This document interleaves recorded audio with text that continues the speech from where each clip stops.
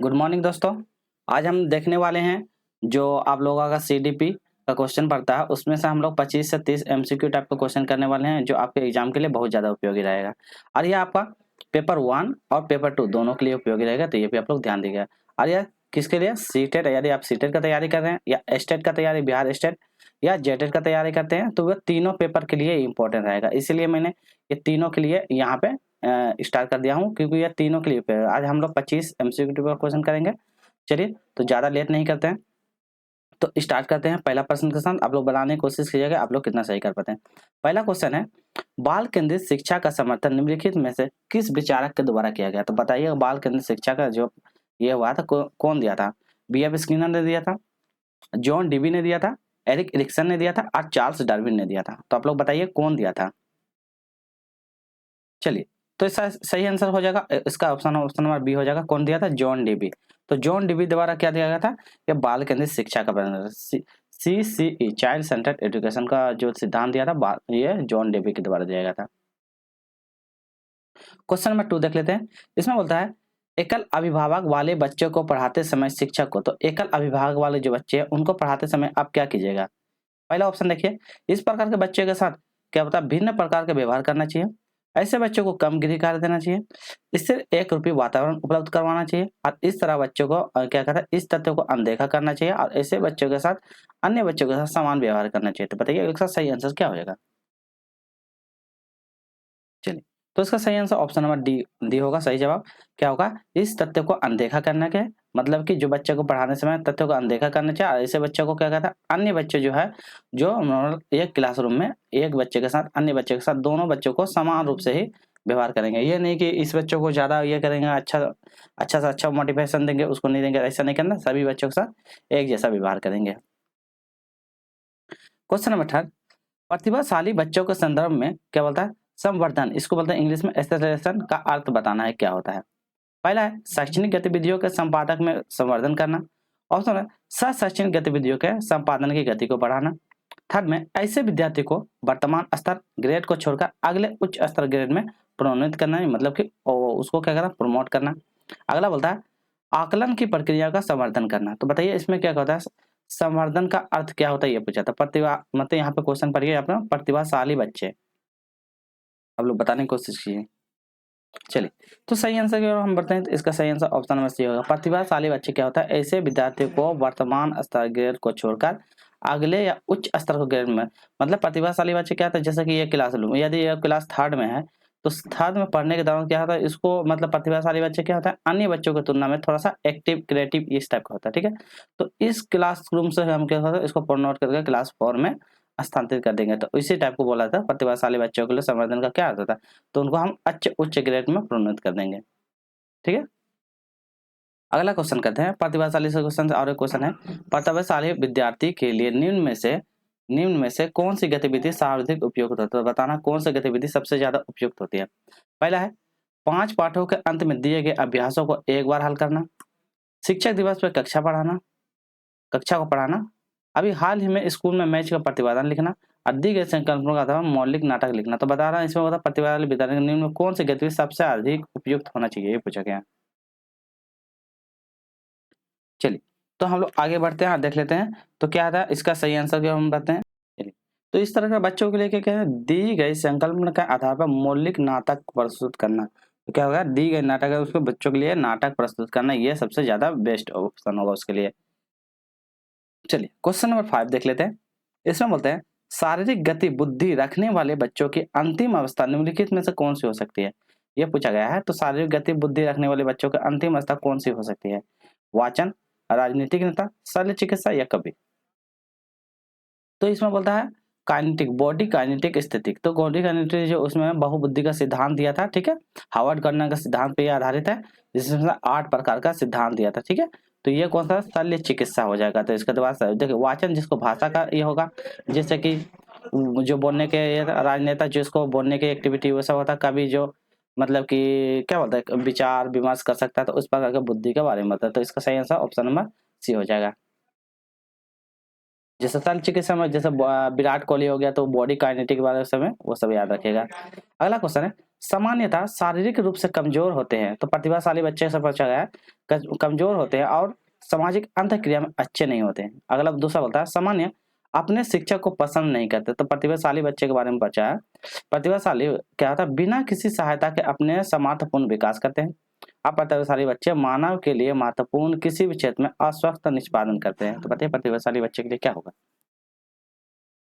तो प्रतिभाशाली बच्चे क्या था, मानव के लिए महत्वपूर्ण किसी भी क्षेत्र में क्या होता है, अस्वस्थ अच्छा निष्पादन करते हैं। तो ये बना उसका ऑप्शन नंबर डी सही हो जाएगा इसका। नेक्स्ट क्वेश्चन नंबर 7 कर लेते हैं। इसमें बोलता है मिश्रित आयु वर्ग वाले विद्यार्थी की कक्षा में व्यवहार रखने वाले शिक्षक के लिए ज्ञान सर्वाधिक महत्वपूर्ण होता है। तो इसमें बोलता है मिश्रित आयु वर्ग मतलब हर विक्स का बच्चा या 1 to 5 का बच्चा हो गया, 2 to 6 के मतलब एज का 2 से 6 साल का, 8 से 10 साल का मिक्स वर्ग शिक्षक के लिए ज्ञान सर्वाधिक महत्वपूर्ण होता है। ये सांस्कृतिक पृष्ठभूमि, विकासात्मक अवस्था, उनके अभिभावक का व्यवसाय और सामाजिक आर्थिक पृष्ठभूमि। चलिए आप लोग बताइए क्या इसका सही जवाब हो जाएगा। चलिए तो हम सही आंसर की बात है, इसका हो जाएगा क्या हो जाएगा, विकासात्मक अवस्था। मिश्रित आयु वर्ग वाले बच्चों के शिक्षक के ज्ञान सर्वाधिक महत्वपूर्ण होता है विकासात्मक अवस्था, ये सबसे ज्यादा इंपॉर्टेंट होता है। तो ये भी आप लोग ध्यान दीजिएगा। ये सब बच्चों के लिए नहीं थे, उनका व्यवसाय क्या है, सामाजिक पृष्ठभूमि क्या है, सांस्कृतिक उस पृष्ठभूमि, ये सब बच्चों में नेगेटिव भावना उत्पन्न करते हैं। तो इसका ऑप्शन नंबर बी सही हो जाएगा। क्वेश्चन नंबर 1, सीखने के सिद्धांत के संदर्भ में स्कार्फ फोल्डिंग, तो पूछा गया स्कार्फ फोल्डिंग किसकी ओर संकेत करता है, अनुरूपण शिक्षण की ओर, पूर्ण अधिगम प्रवृत्ति की ओर, सीखने में वयस्कों के द्वारा अस्थायी सहयोग, या विद्यार्थी द्वारा की गई गलतियों के कारण का पता लगाने का। तो स्कार्फ फोल्डिंग से पूछा गया क्वेश्चन, ये बहुत इंपॉर्टेंट है।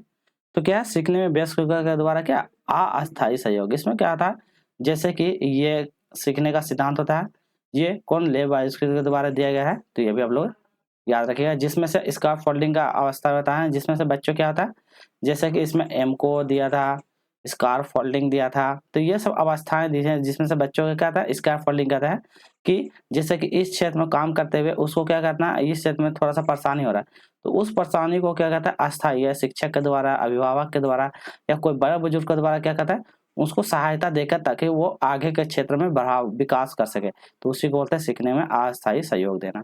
तो यही स्कार्फ फोल्डिंग को संकेत करता है। चलिए क्वेश्चन नंबर 9 देख लेते हैं। इसमें बोलता है विज्ञान के प्रयोग में सामान्यतः लड़के क्या कहते हैं, उपकरणों का नियंत्रण अपने हाथ में लेते हैं, ये तो सही बात है, और लड़कियां क्या कहते हैं, अपने आंकड़ों और रिकॉर्ड अथवा बर्तनों को धोने के लिए कहते हैं। तो लड़कियों का काम है बर्तन धोने का काम करता है, लड़का कहता है विज्ञान के ये सब को अपने हाथ में काम करना। तो यह प्रवृत्ति क्या दर्शाता है, पहला ऑप्शन है लड़कियां नाजुक होने के कारण ऐसे काम पसंद करना, उसमें ऊर्जा खपत हो सकती है, लड़कियां बेहतर अवलोकन होती है और बिना किसी गलती के आंकड़ों को रिकॉर्ड रख सकती है। अगला है पुरुष और स्त्री की रूढ़िवादी भूमिका विद्यालय में भी हो सकती है। अगला है लड़के उपकरण को ज्यादा कुशल संभावना हो सकता है क्योंकि वह इस प्रकार का कार्य करने में प्राकृतिक रूप से सक्षम होते हैं। तो आपको बताना है इसका सही जवाब क्या होगा। चलिए तो इसमें क्या डिनोट कर रहा है, ये क्या होगा, जेंडर स्टीरियो बता रहा है कि पुरुष और स्त्री रूढ़िवादी भूमिका को विद्यालय में भी होते हैं। तो पुरुष और एक दोनों का क्या देखिए, यहाँ पे बोला है लड़कियां क्या था, बर्तन धोने का, तो लड़के का काम क्या है, बर्तन धोने का काम करता है, और पुरुष का काम क्या करता है, लड़के उपकरण सामान्य विज्ञान के जो प्रयोग होता है ये लड़के द्वारा किया जाता है। तो क्या जेंडर स्टीरियो बताता है। तो इस प्रकार क्वेश्चन को आप लोग ध्यान में दीजिएगा। अगला है जॉन डीबी। जॉन डीबी द्वारा समर्थित लैब विद्यालय का उदाहरण है। तो लैब विद्यालय का उदाहरण क्या है, फैक्ट्री विद्यालय, प्रगतिशील विद्यालय, पब्लिक विद्यालय या सामान्य विद्यालय। चलिए आप लोग बताइए इसके द्वारा क्या हो जाएगा जॉन डीबी का। चलिए तो जॉन डीबी क्या बोला था, जॉन डीबी कहना था कि बच्चों को क्या कहता है, प्रगतिशील विद्यालय बनाना। तो प्रगतिशील विद्यालय बनाना है, जॉन डीबी के अनुसार प्रगतिशील विद्यालय, ऑप्शन नंबर बी सही होगा। अगला देख लेते हैं सीबीएसई। तो सीबीएसई के द्वारा पूछा गया प्रस्तावित समूह परियोजना गतिविधियों का सशक्त साधन है। तो सीबीएसई के द्वारा बोला गया है सामाजिक भागीदारों को सामूहिक बनाना, शिक्षक के भार को हल्का करना, रोजमर्रा के शिक्षण में होने वाले तनाव को दूर करना और अनेकताओं में एकता का संकल्प प्रचार प्रसार करना। तो सीबीएसई द्वारा क्या प्रस्तावित समूह परियोजना, तो इसमें बोला समूह परियोजना गतिविधि, बच्चों के द्वारा एक्टिविटी। तो इसमें क्या था, सही जवाब बताइए। तो यह होता है सामाजिक भागीदारी को सुगम बनाने में काम करता है। तो बच्चों के द्वारा क्या होता है, इसलिए बच्चों को क्या कहता है, पीयर लर्निंग हमेशा करना चाहिए, पीयर लर्निंग कराना चाहिए। तो बच्चों के द्वारा पीयर लर्निंग क्या होता है, बच्चों उसके द्वारा समूह गतिविधियों द्वारा सामाजिक में सुगम बनाने की स्थिति को बनाता है। अगला क्वेश्चन देख लेते हैं, आंतरिक रूप से अभिप्रेरणा क्या होता है। पहला ऑप्शन है के लिए पुरस्कार के बिल्कुल आवश्यक नहीं है। अगला बोलता है के लिए बाह्य पुरस्कार उसके अभिप्रेरणा बनाए रखने में पर्याप्त नहीं है। अगला बोलता है आंतरिक अभिप्रेरणा विद्यार्थियों का क्या होता है, बाह्य रूप से अभिप्रेरित विद्यालय की तुलना में अभिप्रेरणा का स्तर कम करता है, और आंतरिक रूप से अभिप्रेरणा विद्यार्थी के लिए औपचारिक शिक्षा की आवश्यकता नहीं है। तो आप लोग बताइए इसका सही जवाब क्या होगा। तो आंतरिक रूप से अभिप्रेरणीय विद्यार्थियों के लिए क्या होता है, बाह्य पुरस्कार उनकी अभिप्रेरणा को बनाए रखने के लिए पर्याप्त नहीं है। तो इसका ऑप्शन नंबर ये सही है। तो आंतरिक अभिप्रेरणा यही होता है। देखिए बच्चों में दो प्रकार के आंतरिक होता है, एक बार मतलब एक बार दिखावा के रूप से, आंतरिक होता है जो खुद से, तो क्या कहते हैं, खुद से जो होता है मोटिवेट रहता है और खुद से मतलब कि इच्छा रहता है उनको पढ़ने में, तो ये आंतरिक रूप से होता है। अब बाह्य अभिप्रेरणा होता है जिसमें से क्या होता है कि वो दिखावे के रूप से, मतलब कि यार बांट पाने के लिए, तो उसको बोलता है बाह्य अभिप्रेरणा। तो ये भी आप लोग याद रखिएगा। उपलब्धि अभिप्रेरणा क्या होता है। पहला है चुनौतीपूर्ण कार्य करने में डटे रहने की प्रवृत्ति, असफलता से बचने की प्रवृत्ति, सफल व असफल का समान स्वीकार करने की तत्परता, और बिना विचार या जल्दबाजी कार्य करने की प्रवृत्ति। चलिए बताइए इसका सही जवाब। चलिए, तो इसका सही है चुनौतीपूर्ण कार्य करने में, तो उपलब्धि परीक्षण मतलब कि अचीवमेंट। तो क्या करना है, उपलब्धि अचीवमेंट, अचीवमेंट क्या है, चुनौतीपूर्ण कार्य करने के लिए प्रवृत्ति रहना। तो ऑप्शन में इसका सही जवाब। चलिए अगला क्वेश्चन देख लेते हैं, लॉरेंस कोरबैक से क्वेश्चन आया है। लॉरेंस कोरबैक द्वारा प्रस्तावित निम्नलिखित में चरणों में प्राथमिक विद्यालयों के बच्चों को किन चरणों के अनुसरण करते हैं। तो लॉरेंस कोरबैक का क्वेश्चन है, बहुत इंपॉर्टेंट है। पहला ऑप्शन देखिए, पहला ऑप्शन बोलता है आज्ञा पालन और दंड उन्मुख। दूसरा व्यक्तित्व विनिमय। अगला बोलता है अच्छे अच्छे क्या बोलता है, अच्छे अंत व्यक्तित्व संबंध और सामाजिक अनुबंध व्यक्तित्व संबंध। तो लॉरेंस कोरबैक का पूछा गया है प्राथमिक विद्यालय, तो प्राथमिक चरण का बच्चों में किस प्रकार के अनुसरण करते हैं, ये पूछा गया। अब बताइए इसका सही आंसर क्या होगा। यहाँ पे चार ऑप्शन है आपके पास, इसको एक मिनट छोटा कर दें ताकि इसको अच्छे से दिखाई दे रहे। देखिए आपके पास यहाँ चार ऑप्शन है, इसका क्या हो जाएगा। तो देखिए जब प्राथमिक क्लास का जो बच्चा होता है प्राथमिक स्तर का, तो वो इस स्तर का बच्चा क्या करता है, पहला आज्ञा पालन करता है, आज्ञा पालन का वृत्ति रहेगा, ठीक है। और उसके बाद व्यक्तित्व और विनिमय का प्रयोग करता है, लेन देन जो होता है टीट फॉर टेट, इसको बोलते हैं टीट फॉर टेट। तो ये वाला प्रवृत्ति होता है टीट फॉर टेट, लेन देन वाला प्रवृत्ति। तो इसका सही होगा 2 और 1। तो इसका ऑप्शन नंबर ये सही हो जाएगा। तो ऑप्शन नंबर ये सही हो जाएगा। चलिए इसका हम थोड़ा सा हम एक्सप्लेन कर लेते हैं डिटेल में ताकि आप लोग को भी अच्छी तरह से समझ में आए।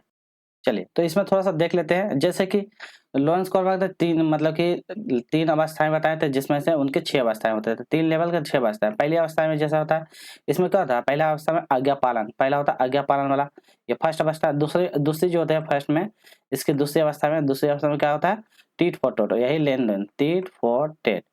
टीट फॉर टेट मतलब लेन देन या इंस्ट्रूमेंट एज बोला जाता है इसके लिए। फिर दूसरी अवस्था आ जाता है, इसका होता है तीसरा और चौथा। तो तीसरा वाला में क्या होता है, वही जो गुड बॉय गुड गर्ल, तो गुड बॉय गुड गर्ल। तो तीसरी अवस्था में गुड बॉय गुड गर्ल आता है, और चौथी अवस्था में लॉ एंड ऑर्डर, तो इसमें बोलते हैं लॉ एंड ऑर्डर। तो लॉ एंड ऑर्डर। और उसके बाद पांचवी जो अवस्था आते हैं, मतलब तीसरी अवस्था है, तीसरी अवस्था में होता है ये पांचवा और ये छठा। तो इसमें लॉ एंड कॉन्ट्रैक्ट, तो याद रखें लॉ और कॉन्ट्रैक्ट। तो कॉन्ट्रैक्ट को कॉन्ट्रैक्ट से याद रखिएगा पांचवी अवस्था, और छठे में सार्वभौमिक, तो यह याद है सार्वभौमिक। तो ये अवस्थाएं मतलब कि जीन पे मतलब लॉरेंस कोरबैक के द्वारा दिया गया है, जो बहुत ज्यादा इंपॉर्टेंट है, एग्जाम में बार बार पूछा जाता है, तो इसको आप जरूर याद रखिएगा, ठीक है।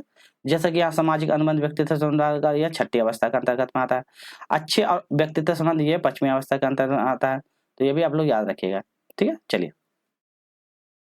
क्वेश्चन नंबर देख लेते हैं, 15 में देख लेते हैं, निम्न में से कौन सा बालक के अधिगम एवं विकास में सबसे अधिक योगदान देता है।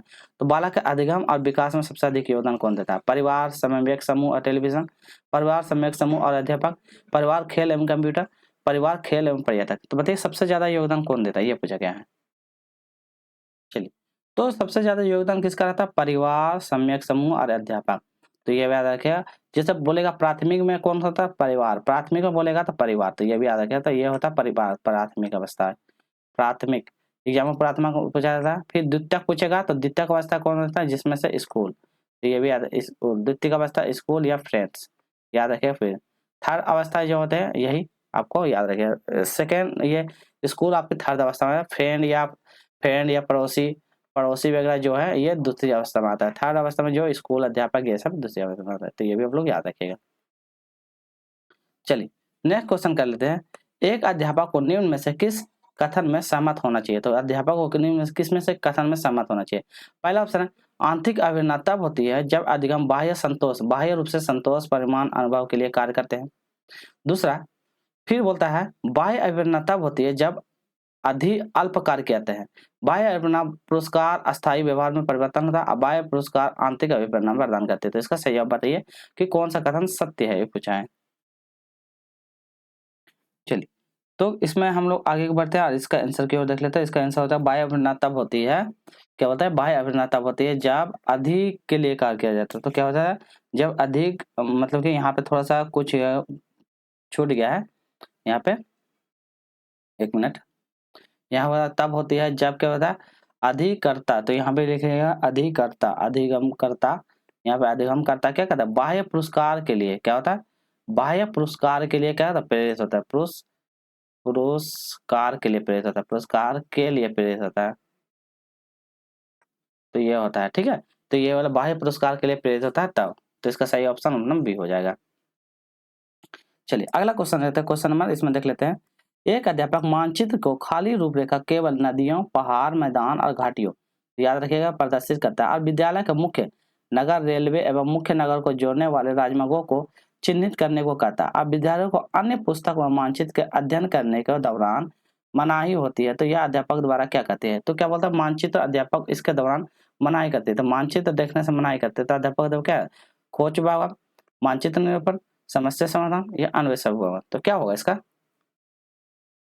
तो क्या कहा, बच्चों के लिए मानचित्र देखने से मना करता है, तो यह मानचित्र निरूपण हो जाएगा। तो इसका सही जवाब ऑप्शन है, क्योंकि देखिए यहाँ पे नदी, पहाड़, मैदान, घाटी, फिर रेलवे, नगर जोड़ने को और राजमार्ग आदि को चिन्हित करने को कहता है। तो ये सही आंसर ऑप्शन में बी होगा। अगला क्वेश्चन देख लेते हैं। इसमें बोलता है निम्नलिखित में से कौन सा उदाहरण बांडुरा के अवलोकन पर आधारित है। तो ये इंपॉर्टेंट है, नहीं पूछा है, तो कौन नहीं पूछा है, ठीक है।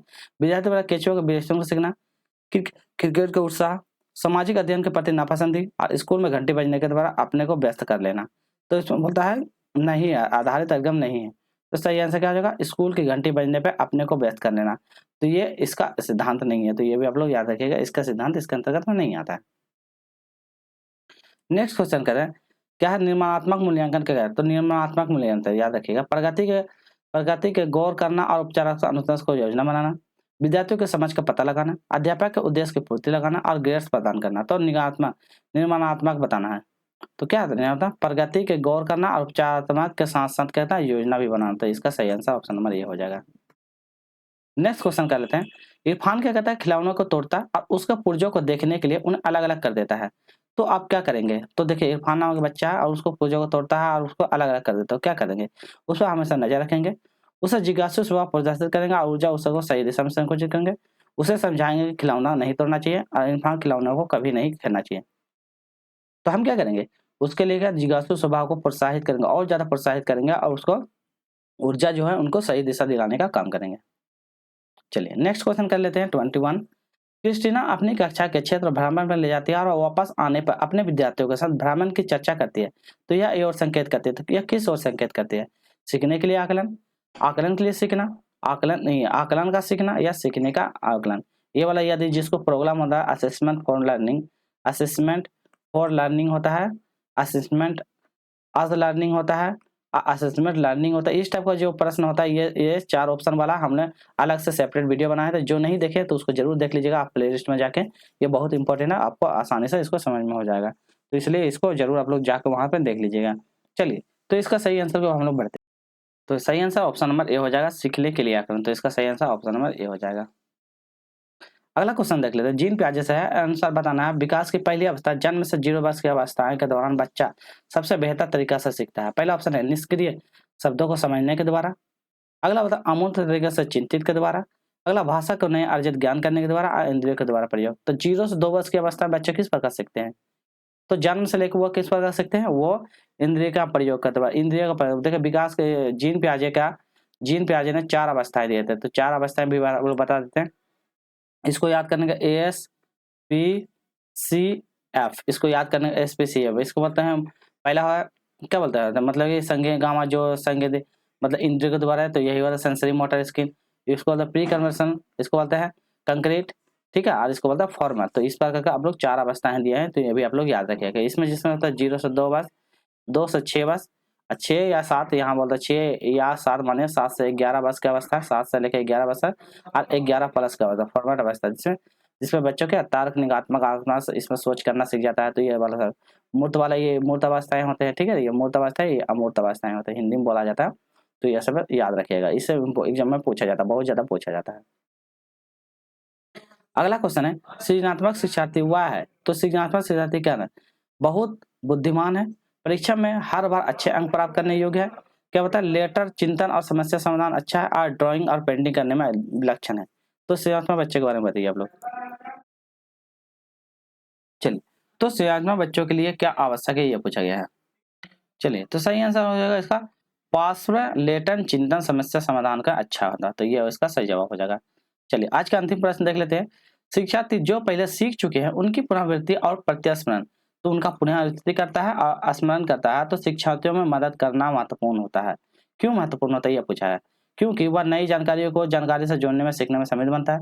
क्योंकि वह पाठ्य को दोहराने एक प्रभावी तरीका होता है। क्योंकि यह विद्यार्थी की स्मृति बढ़ाता है और जिससे सीखने में सुधि होता है। क्योंकि यह किसी भी कक्षा के अनुदेश के लिए सुविधाजनक शुरुआत होता है। तो क्या होगा इसका जवाब?